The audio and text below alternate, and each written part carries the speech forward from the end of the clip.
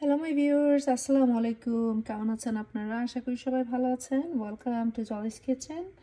আজকে জলি কিচেনে কিছু রান্নাবাড়ি হবে, আর সেই রান্নাবাড়ির ভিতরে আজকে কিনে নিয়ে আসলাম কিছু গলদা চিংড়ি। এই গলদা চিংড়ির চেহারাটা দেখে কিন্তু মনে হচ্ছে মোটামুটি ফ্রেশই হবে, যদিও এটা ফ্রোজেন ছিল।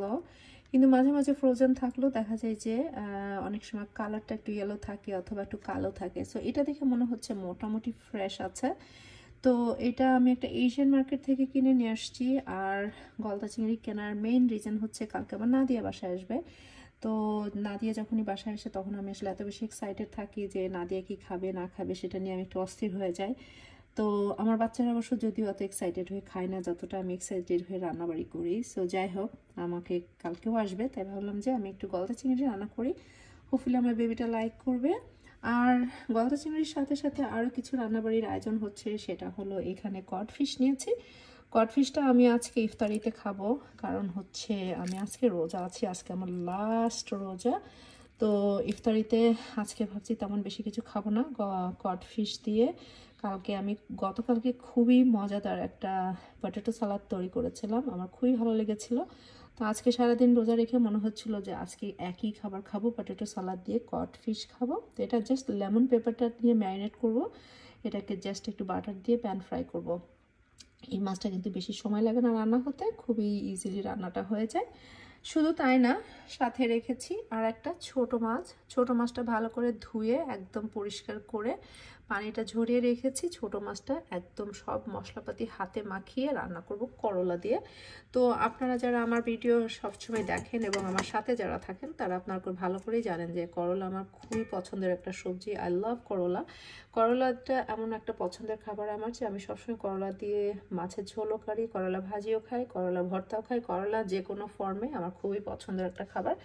তো আজকে আমার এই কম্বিনেশনটা হবে, এই মাছ দিয়ে করলার চচ্চড়ি করব। এটা খুবই একটা মজার খাবার, যদিও আজকে হয়তো বা খাওয়া হবে না, কারণ রোজা রেখে এত কিছু খাওয়া যায় না। So I'm gonna enjoy one item and then এটা রান্না করে রাখবো।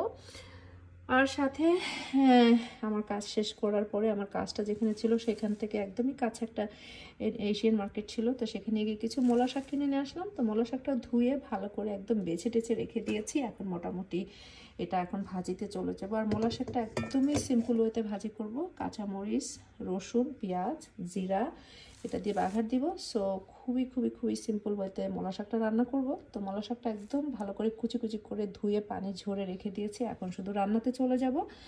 আর সাথে আরও যেটা করেছি, ডাটা, আমাদের বাংলাদেশি ডাটা শাক। তো ডাটা শাকের সাথে আবার ডাটাও ছিল। তো ডাটা শাকটা ভালো করে ধুয়ে পানিটা ঝরানোর জন্য রেখে দিয়েছি। এটাকে এখন পানিটা ঝরানো হয়ে গেলে এটাকেও ভাজি করব। এটা হয়তো বা চিংড়ি মাছ দিয়ে ভাজি করব। ডাটা শাকটা চিংড়ি মাছ দিয়ে ভাজি করলে কিন্তু খুবই ভালো লাগে, আপনারা খুব ভালো করেই জানেন। আর যে ডাটাটা, সেই ডাটাটা আমি চিংড়ি মাছ দিয়ে রান্না করব অথবা অন্য কোনো মাছ দিয়ে রান্না করব। তবে এত খাবার আজকে রান্না করব না, কারণ আমার হাতে সময় নেই। আর তাছাড়া একবারে এত রান্না করলে খাবারটা নষ্ট হবে।